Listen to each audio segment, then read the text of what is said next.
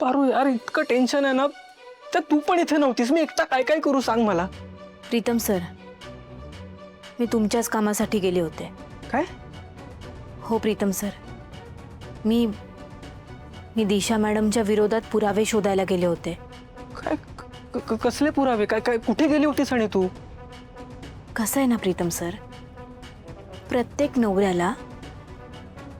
नवऱ्याला त्याच्या बायकोची नस न नस माहीत असते.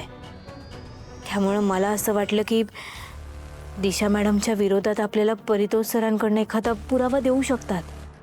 म्हणून मी परितोष सरांच्या गावी गेले होते. म्हणजे परितोष सर सध्या त्यांच्या गावाकडेच असतात.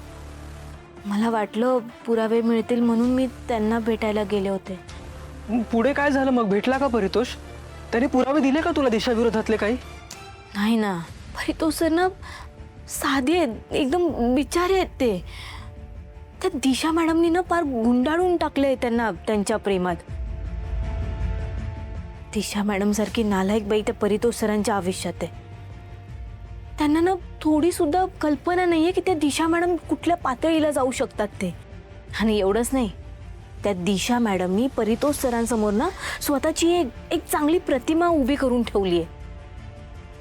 त्यामुळे त्यांना एक आदर्श पत्नी बनून राहतात. त्यामुळे ना परितोष सरांना त्यांच्याबद्दल नेहमी सगळं चांगलंच वाटत राहतं. त्यांना त्यांच्याबद्दल काही वाईट दिसतच नाही. त्यामुळे परितोष सरांना असं वाटतंय की ते जरी गावी असले तरी दिशा मॅडम इथं राहून त्यांच्या परिवारासोबत जोडल्या गेल्यात. त्यांच्या परिवाराला ते छान सांभाळत आहेत. उलट ते तर ना दिशा मॅडमचं कौतुकच करत होते. त्या दिशा मॅडमनी ना परितोष सरांना पूर्ण अंधारात ठेवलंय.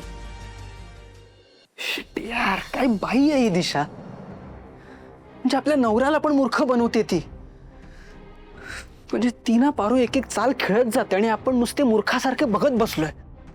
प्रीतम सर, तुम्ही शांत व्हा आधी. हे बघा, तुम्ही असं चिडचिड करून ना काहीच साध्य होणार नाहीये. मला तर असं वाटतंय की प्रिया मॅडमना जो आता दगड लागला तो सुद्धा त्या दिशा मॅडमचाच प्लॅन होता. पारू, तुला माहितीये तू इथे नव्हतीस तेव्हा त्या दिशाने केवढा त्रास दिलाय मला.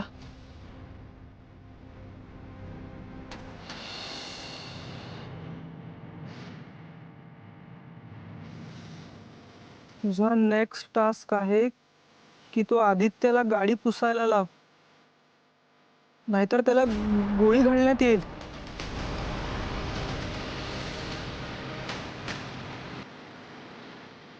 सावित्री समोर आहे, ती घेईल. सावित्री कपडे घे. आता थांब, इस्त्रीवाला आलाय, त्याच्याकडून कपडे घे.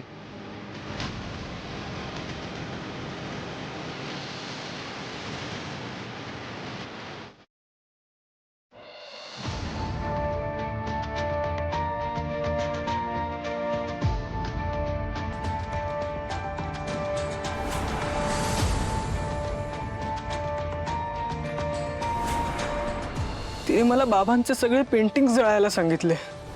काय? कसं करू शकतो मी हे? सांग ना मला.